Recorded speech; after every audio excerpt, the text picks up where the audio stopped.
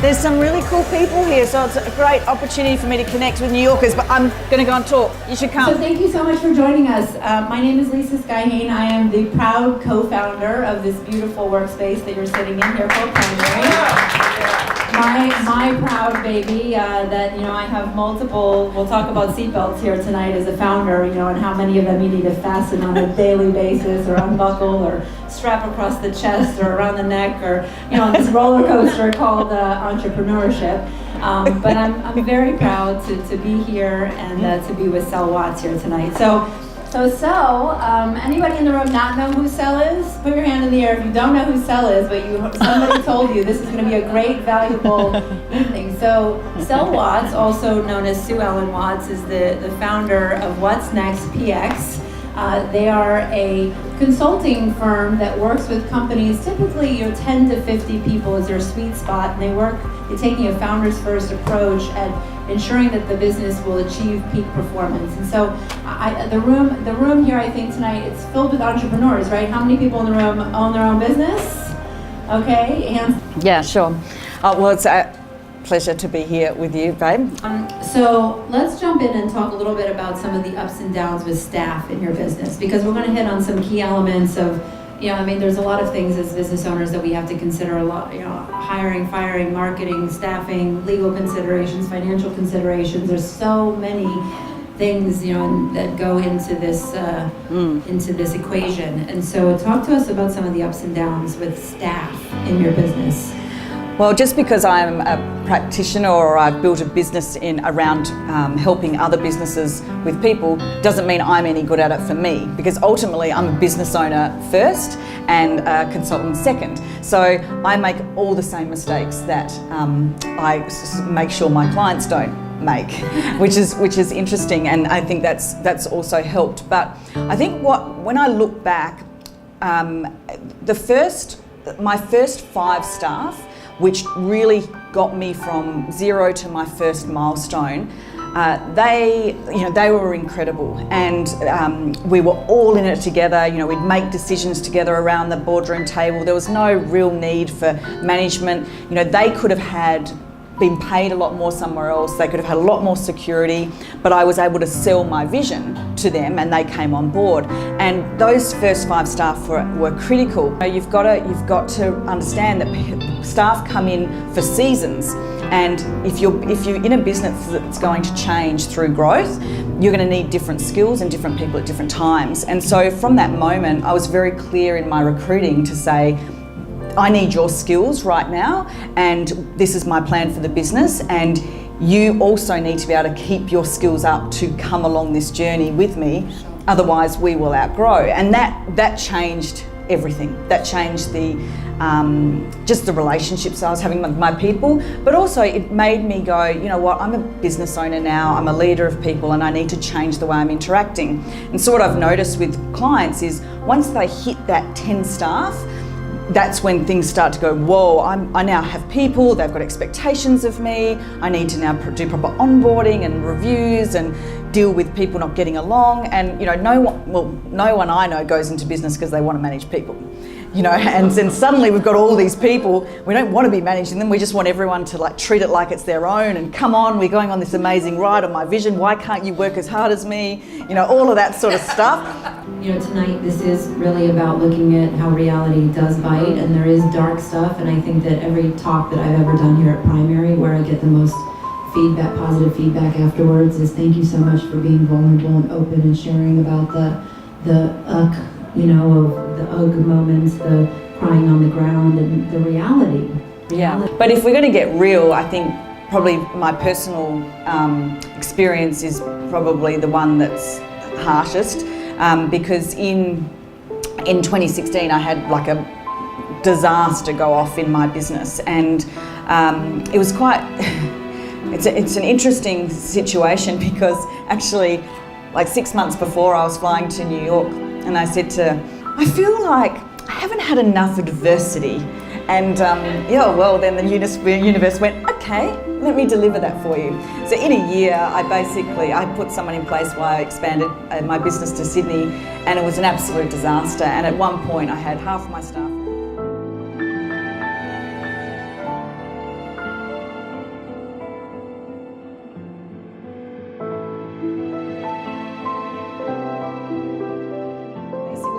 situation where I was about to lose everything. And it's a really interesting scenario because I had called my business my baby, its whole life, and so I was so emotionally attached, and so just I couldn't make a good decision. I would literally be driving to work, pulling over, vomiting the whole way there, and then I'd walk into the team and I'd go, "Hi, how is everyone? We're going to win these clients back. It's going to be awesome." And then I'd walk out and vomit all the way home. And I had advisors telling me to wind it up. Come on, we're going to wind this up. You're never going to be able to turn this around. And I remember one particular meeting where the advisors, my board of advisors, sat there and they were all, going down the process of how we're going to wind this business up. It's like my baby, and this is what's going to happen. And I remember sitting there and I just went, you know what, fuck you. This is my baby, and I'm not giving up on this. And I got up and I walked out and I got to work, and I basically rang every client. I started recruiting. I sat down with every employee. I rang the bank. I just went into action. And after that time, I went through a lot of processing of what happened and why that happened, and really taking responsibility for how it had got to that point.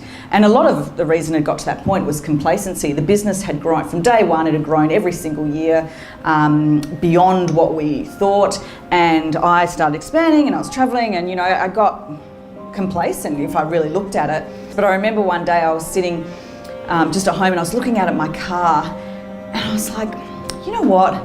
A baby controls your life. A baby tells you when you can sleep, when you can eat.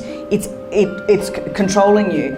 And I was like, this business has taken over my life. I nearly lost everything. I couldn't think. And I was like, you know what? My business needs to actually be my vehicle.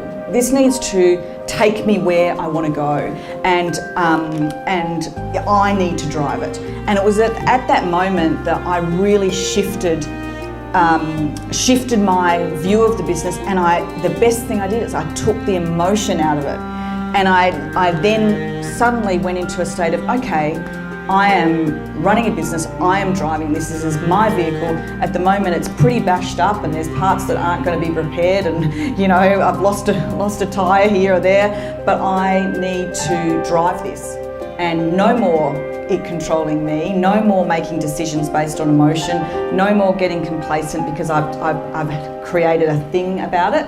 And that was a significant moment. And you know what, it had to happen. Yeah. That one of the things we need to be talking about as entrepreneurs is around mental health, and because I think it's something that we haven't talked about because maybe it has a stigma, but the loneliness, and most entrepreneurs are not steady people. We are ups and downs and shiny balls, and I'm going to do this and change the world. That's sort of the nature. That's sort of the nature of entrepreneurs. My husband would not agree with that. No. And so, with that comes, ups and downs in our emotions, and, feeling like today I'm taking over the world and then tomorrow I'm going to lose everything. And so I think we can go into these deep, dark times and think that no one gets it. And I think that we need to be really careful. It really worries me, the entrepreneurial space at the moment, because it's been glamorized so much, and so we've got people going into it thinking that it is glamorous, and you raise some money and then the next day you're the next Zuckerberg, and it's going to be awesome. And it's just, it isn't that. And so I think that if you don't understand really what the journey is, you're going to get smashed. And we need to be talking more about the reality of what entrepreneurship is, and that there's nothing easy about it, and you literally do have to put your everything on the line financially, your time. You need to make sacrifices with the things that you would really like to be doing this weekend. That's what it takes. And I want more conversations to be had like this around the challenges. I love it, but it's not for everyone, and it's certainly not what is put out in social media and in the paper. Yeah. Hey, Sal. Hey, good, thanks. You're amazing, by the way. Oh. But really quickly, thank you for sharing everything that you shared. As I'm listening, I'm resonating with a lot that you're sharing as I'm undergoing my journey as an entrepreneur as well. I'm building teams and assessing people's emotions and bearing it all, right? And so I think the question is, every day as an entrepreneur, you want to maximize your day or max out the day, quote unquote, right? What does it look like for you in terms of the percentage of time that you give to market research, personal development, understanding your competitors or strategizing, things like that you, what does your day look like? Summed up, right? So I spend no time on competitors at all. Yeah. And I get that in some industries, that may be important. And I've had coaches along the way say, but I just find it a distraction, and I don't really care. This is my journey of doing what I'm really good at and putting out the way I want it. And I think that sometimes you can, if you're looking over, it was quite interesting. I was watching my sons do a running race, and the faster one kept looking over at his brother. And he was by far the fastest, but he lost the race because the other one was just like that. And I always do this. I put them together and go, I've got a great business lesson for you now, just from this running race that you just did. But I don't look at competitors. I spend a lot of time on personal development and development of my skills in business. So really looking at what do the best do? How do they think? What are their views of how to be the best? So I'm a massive Gary Vee fan, and I really love his philosophy. But then I'm also Tom Bilyeu, so I spend a lot of time on podcasts and watching and really listening to what's the difference between the ones that are really successful and the ones that are sort of don't quite make it. And honestly, the theme that I see is it's the grit. It's grit, it's that ability to keep going when you don't want to keep going and when everyone else would stop. And so I spend a lot of time on that. Right now, I'm in full business development stage here. When in Australia, I was very much around brand and strategy, but now it's like pounding the pavement. These are all people you already know. So I'm stuck at, how do I find a larger community and how do I convince them that it's worth their while to help us? Yeah, that is a great question. So 2 parts. One is I have brought different advisors in at different stages of the business of whatever I've needed at that time. So I think that I'm not really a big fan of bringing an advisor in and they're going to come with you the whole journey, although I have a life coach that's been with me for 20 years. But other than that, for business advisory, it's like, what do I need right now? And that might be a 3-year thing, or it might be 6 months. But the other thing I want to say that I think is really important in relation to that, specifically your situation, is that I always went out to mentors or coaches or advisors of people that I looked up to and that I considered people that I was too nervous to go and speak to because I had them on a pedestal. So I looked at those people, like, who are the people that I go, oh my gosh, like, imagine being able to just talk to them. They were the people that I approached. And I remember one in particular who I was petrified of, and I'd seen a few times at a couple of things, and I was always too scared. And I wrote to him and said, I would like you to mentor me, and this is why. And I pointed that, and then I said, and this is what I will do in return for your time and wisdom. And I basically sort of pitched to him. And he came back and said, no, I just don't have time. And then I went back to him and said, okay, this is what I will guarantee that I will do. These are the goals I'm going to achieve. So I really just kept showing that I was going to do the work. And it took, I think, around 14 months for me to convince him, but basically in the end he said yes. But the reason he said yes was because I didn't just say, and I have lots of people ask me to mentor them, and they're like, oh, can you mentor me? Like, basically, can you give me all your time and wisdom, and I'm just going to listen?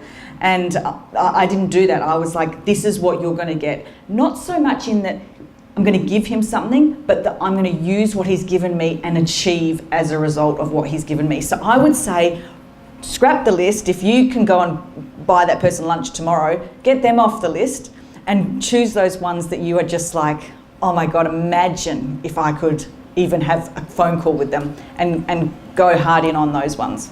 They're the ones that will change you and your business. Really good. Thank you. Really terrific. Thanks so much. Really good. Oh, yes. It's just what I needed to hear. Oh, that is what I want to hear. That's the best. That is the Talking to lawyers tonight. I loved your bit about nobody really cares. It doesn't matter for you. yeah, exactly. So liberating and beautiful for people. Oh, exactly. Well, no one does. Of course not. Like, hey, come and listen to me toot my own horn. No. It's like for real valuable information. So thank you. Pleasure. Yeah. All right. Pleasure. Thanks. Mwah. Thanks for staying.